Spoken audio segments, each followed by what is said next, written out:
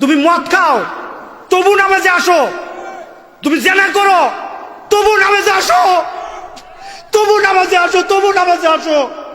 ও যুবক, আমার কাছে একটা লোক এসেছিল, লোকটার বাড়ি একে যমুনা, লোকটা থাকে অস্ট্রিয়া, এটা ভিয়েনা অস্ট্রিয়া। সেও আমার কাছে কথা বলার এক পর্যায়ে বলে, হুজুর আমার ইচ্ছা আমি দাড়ি রাখি, কিন্তু ওই দেশে দাড়ি রাখা একটু কষ্ট, রাস্তাঘাটে চলাফেরা একটু কষ্ট লাগে, একটু ভয় ভয় লাগে, কিন্তু আমার ইচ্ছা আমি দাড়ি রাখি। হুজুর এখন আমাকে কি বলবেন হুজুর এই ব্যাপারে? আমি তাকে বললাম, আপনি দাড়ি রাখবেন কেন রাখবেন এটা আপনার ব্যক্তিগত বিষয়, তবে একটা কথা বলি, আপনার দাড়িটা আপনার বিষয়, কিন্তু আমি একটা যৌক্তিক কথা বলি আপনাকে। হুজুর বলেন, আচ্ছা আপনি কতদিন বাঁচবেন? কয়টা তো বলতে পারবো না হুজুর।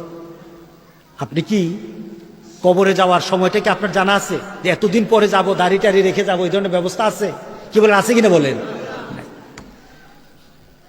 আপনি যখন কবরে যাবেন, আপনার জীবনে করা অনেক সুন্নত থাকতে পারে, আপনার নামাজের সুন্নত, রোজার সুন্নত, আপনার উজুর সুন্নত, গোসলের সুন্নত, আপনার ঘুমানোর সুন্নত, ব্যবহারের সুন্নত, পরিবারের সুন্নত, আপনার সমাজের সুন্নত, সকল সুন্নত আপনি করে যাবেন, এগুলি রেকর্ড হবে। আর এটাকে যদি লাইভ করতে হয়, এটাকে যদি দেখাতে হয়, একটা সুন্নত আছে, এছাড়া আর কোনো সুন্নত দেখাতে পারবেন না। কথা ঠিক আছে কিনা বলেন? আপনি যখন কবরে যাবেন সব সুন্নত লেখা হবে, লেখা থাকবে, আর একটা সুন্নত কবরে যাবেন মানুষ তাকিয়ে তাকিয়ে দেখবে, ফেরেশতারাও দেখবে, আমার রাসূলও দেখবে। জোরে বলেন না সুবহানাল্লাহ। সে আর কথা বলল না, চুপ করে চলে গেল, হজ করতে গেল, হজে চলে গেল। আমার সাথে আর দেখা হলো না। কয়েকদিন পর তার চাচা এসে বলল, হুজুর আমার যে ভাতিজাটা আসছিল, আমার ভাতিজা আসছিল, ভাতিজাটা মারা গেছে, ভাতিজাটা মারা গেছে, ভাতিজাটা মারা গেছে। হুজুর আপনাকে জানাজা পড়াতে হবে, হুজুর আপনি আমাদের এখানে আসেন। আমি বললাম ঠিক আছে যাব। আমি গেলাম, অস্ট্রিয়া থেকে লাশটা এসেছে। বিদেশ থেকে লাশ আসলে দেখেন না একটা কফিনে থাকে, ওই কফিনটার মুখটার কাছে একটু গ্লাস। আমি দেখতে চাইলাম, দেখা যায় না, দেখা যায় না। এরপর বললাম যেটা খুলে ফেলেন, খোলা হলো, তার মুখটা খোলা। আমি চেহারা দেখেছি দাড়ি ছাড়া, মুখ ভর্তি আমার মতো, আমার থেকে আরো বড় দাড়ি ছিল তার। আমি তার দিকে তাকিয়ে থাকলাম। অস্ট্রিয়ার মতো দেশে গিয়ে সে রাসূলকে ভুলে নাই। ওই দেশ গিয়েও সে চিন্তা করেছে, আমার রাসূলের কাছে যখন আমি দাঁড়াবো, আমার মুখে দাড়ি থাকবে, আমার রাসূল যেন আমাকে চিনে নেয়, আমার রাসূল যেন আমাকে চিনে নেয়।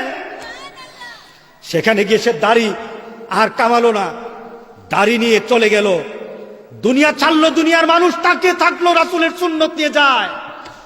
আর কবরে যখন বলা হবে, ওয়ামান হাজার রাজুল বুইসাত ফিকুম, তোমাদের কাছে পাঠিয়েছিলাম এই লোকটাকে, মুহাম্মদ সাল্লাল্লাহু আলাইহি সাল্লামকে যারা দুনিয়াতে মানবে না, যারা মুহাম্মদ সাল্লাল্লাহু আলাইহি সাল্লামের সুন্নত দুনিয়াতে ধরবে না, যারা দুনিয়াতে মুহাম্মদ সাল্লাল্লাহু আলাইহি সাল্লামের সুন্নতকে কলিজায় জায়গা দিবে না, কবরে গিয়ে রাসূলকে তারা চিনবে না।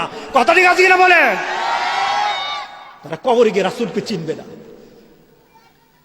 ও মুসলমান, সবার সাথে সম্পর্ক শেষ হয়ে যাবে, আমার রাসূলের মহব্বত কিন্তু শেষ হবে না। কথা ঠিক আছে কিনা বলেন? যদি রাসূলের সাথে সম্পর্ক করতে পারেন, ওয়া মা ইউতিল্লাহ ওয়ার রাসূল, যারা আল্লাহ এবং রাসূলের ইতাআত করে, ফাউলাইকা মাআল্লাযিনা আনআমাল্লাহ, আল্লাহু আকবার বলি, তাদের জন্য আল্লাহ পুরস্কারের ব্যবস্থা করবেন, তাদেরকে পুরস্কৃত করবেন। মিনান নাবিয়িনা, তার পুরস্কারটা কি হবে? সে নবীদের সাথে থাকবে। এত আস্তে সুবহানাল্লাহ। দুনিয়ার কোনো বড়সড় মানুষের সাথে কারো যদি সম্পর্ক হয়, আমার সম্পর্ক যদি নবীর সাথে হয়, তাহলে আমার হু দুনিয়াতে হবে না আখেরাতে হবে। কথা ঠিক আছে কিনা বলে? আমার হু আখেরাতে হবে। সুবহানাল্লাহ, সুবহানাল্লাহ। তুমি টের পাও না? নবীদের সাথে আল্লাহ বলেন তুমি আমার নবীকে মেনে নাও। আমি এই আলোচনাটা করছিলাম মুরাদনগরে। আলোচনার পর আমি শুধু এতটুকু বলেছিলাম, আজকে আমি দেখতে চাই রাসূলের মহাব্বতে কয়জন যুবক দাঁড়িয়ে যাও, যে দাঁড়িয়ে আর কামাবো না। একসাথে 10টা ছেলে দাঁড়িয়ে গেল। এমন কান্না রুল পড়ে গেছে মাহফিলে। মাহফিলের মধ্যে সবাই কান্না আরম্ভ করলো। 10টা ছেলের দিকে তাকিয়ে থাকলাম, আর মনে হলো যেন রাসূলের মহাব্বত তাদের কলিজার মধ্যে এখন ঢুকে গেছে। এত সহজ নয় দাঁড়িয়ে রাখা, আজকে এত সহজ নয়। 10টা যুবক দাঁড়িয়ে গেল, হুজুর আর কোনোদিন দাড়ি কামাবো না, আমি আমার রাসূলের সামনে যেদিন দাঁড়াবো দাড়ি নিয়ে দাঁড়াবো ইনশাআল্লাহ। আজকে কি মাহফিলে এমন যুবক পাওয়া যাবে? পাওয়া যাবে? তোমরা দাড়ি রাখো, কেউ কেউ দাড়ি রাখো, কি জানে স্টাইল একটা বেরিয়েছে এমনি কুইল, আবার কি মেসি বেশি চুল কাটে এইভাবে, চুল এমন ভাবে কাটে, এটা কি মুরগ না এটা কি গুড়া, এটা কিছু বোঝা যায় না। চুল থাকে উপরের দিকে, এরপরে চুল কাটতে কাটতে আবার মাথার মধ্যে লেখে নাই বোধহয়, মাথার মধ্যে দাগ দে। তুমি কারে অনুসরণ করো? তুমি যাদেরকে অনুসরণ করো তাদের সাথে তোমার হাসর হবে, মনে রেখে দিও। তুমি যে শার্টটা পরেছো, কেউ শার্টটা যদি কারোর মতো হয়ে যায়, তুমি নর্মাল শার্ট পরো, নর্মাল শার্ট পরো, নর্মাল গেঞ্জি পরো, সাধারণ গেঞ্জি পরো, গুণা নাই। শার্টে কোনো গুণা নাই, প্যান্টে গুণা নাই। যেই প্যান্ট তোমাকে চাল চলনে ভদ্রতা শিক্ষা দেয়, ভদ্রতা প্রকাশ পায়, ওই প্যান্টে কোনো সমস্যা নাই। কিন্তু যখন ওই প্যান্ট পরো যে এটাকে আগে বানাইছে নাকি তোমার আগে বানাইছে বুঝাই যায় না। আর যখন একটু নুইতে পারো তাহলে পাছার নিচে যাইতে যাইতে সবকিছু দেখা যায়। এমন আছে কিনা বলেন? আছে কিনা? প্যান্টগুলি ছোট করে দিয়েছে। মুসলমান তুমি বুঝো না, তোমার ইমান ধ্বংস করার জন্য যত পথ, যত মধ্যপথ, যত মত, যত পদ্ধতি তুমি জানো না, কিন্তু ইহুদি খ্রিস্টানরা জানে। তোমার নামাজ যদি তুমি পড়ো, তোমার নামাজ নষ্ট করতে হবে। কিভাবে করবা? প্যান্টটা ছোট করে দে, গেঞ্জিটা ছোট করে দে, ছোট ভাইয়ের গেঞ্জি, হ্যাঁ তার কোনো গেঞ্জি নাই, একটা ছোট্ট গেঞ্জি পরে নাভির উপর গেঞ্জি চলে আসে।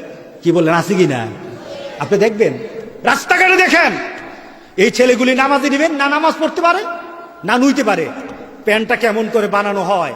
প্যান্টটাকে বানানো হয়, তুমি যতবার যতবার যতবার এই প্যান্ট পরে থাকবা, যত বছর থাকবা, তোমার সাথে আল্লাহর সাথে রাসূলের সাথে কোনো সম্পর্ক নাই।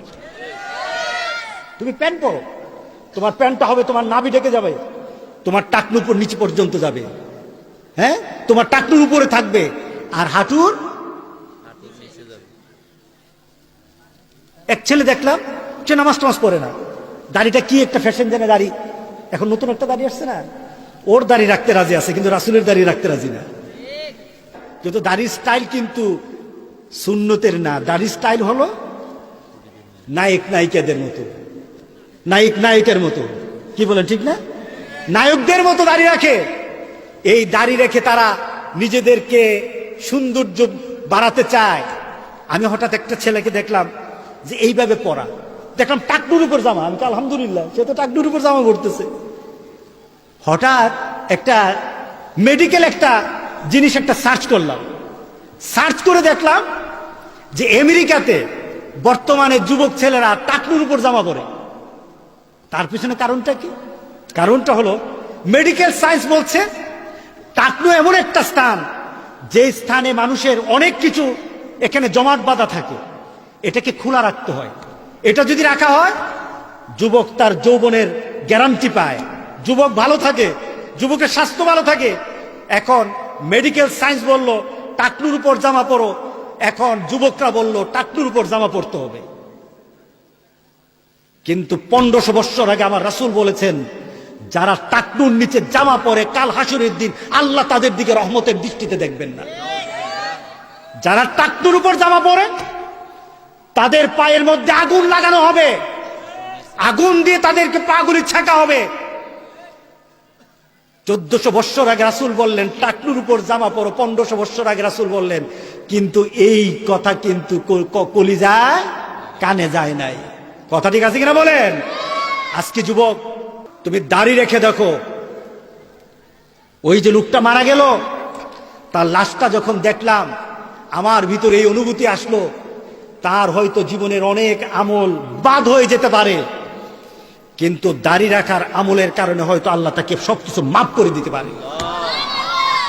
আমাদের এমন একটা চাহিদা করা দরকার আছে কিনা বলেন? অনেকে আবার মনে মনে বলে যে নামাজ পড়ার সময় বুঝি পাঞ্জাবি লাগায় টাকা পড়া লাগে কিনা। না না, তোমার সতর ঢাকা থাকতে হবে, এটার মূল। কি রাখতে হবে বলো? সতরটা ঢাকা থাকতে হবে। আর তোমার পোশাকটা যেন এমন হয় নামাজ পড়তে যেন তোমার অসুবিধা না হয়। সবাই মানবো তো ইনশাআল্লাহ? তুমি যদি মানো, রাসূল বলেছেন আমি আছি হাসরের ময়দানে। তুমি যদি মেনে নাও যুবক, রাসূল বলছেন আমি আছি হাসরের ময়দানে, তোমাকে আমাকে খুঁজতে হবে না, বরং আমি তোমাকে খুঁজবো। সুবহানাল্লাহ, সুবহানাল্লাহ। তোমাকে আমাকে খুঁজতে হবে না, আমি তোমাকে খুঁজবো। হাসরের ময়দানে তোমার চেহারাটা হবে নূর থেকে আরো আলো, সূর্য থেকে আরো আলো, তোমার হাতগুলি হবে আলোতে ভরা। তুমি গোটা পৃথিবীর সকল মানুষগুলি একসাথে দাঁড়িয়ে থাকবে, কিন্তু তোমার চেহারার মধ্যে সূর্যের আলোর মতো আলো আল্লাহ জ্বলছায় দিবেন।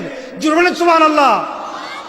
তোমাকে আমি দেখে চিনেই ফেলবো তুমি আমার উম্মত, তোমাকে দেখে আমি চিনেই ফেলবো তুমি আমার উম্মত। যুবক, তুমি কি জানো সেটা কি? সেটা হলো 5 ওয়াক্ত নামাজ পড়া, 5 ওয়াক্ত নামাজের জন্য উযু করা। 5 ওয়াক্ত নামাজ পড়া, 5 ওয়াক্ত নামাজের জন্য উযু করা। যদি করতে পারো, তুমি গুনাহ করো, আমি বলি তুমি গুনাহ করো, নামাজে চলে আসো। ছাড়তে পারো না, তবু নামাজে আসো। তুমি মদ খাও, তবু নামাজে আসো। তুমি জেনা করো, তবু নামাজে আসো, তবু নামাজে আসো, তবু নামাজে আসো। কারণ নামাজ ছাড়া তোমার পরিচয় নাই, নামাজ ছাড়া তোমার পরিচয় নাই, নামাজ ছাড়া তোমার পরিচয় নাই। তুমি যাই করো, নামাজে আসো। মাবুদ, তুমি এই এলাকার মানুষগুলিকে নামাজি বানায় দাও। আমিন বলি, আমিন বলি। মাহফিল হয়, মাহফিল হয়, হেদায়েত হয় না। মাহফিল হয়, মানুষ পরিবর্তন হয় না। এমন মাহফিলের দরকার নাই যেই মাহফিল থেকে নামাজি বের হবে না। কথা ঠিক আছে কিনা বলে? আল্লাহ যেন সবাইকে নামাজি বানায়। আল্লাহুম্মা আমিন।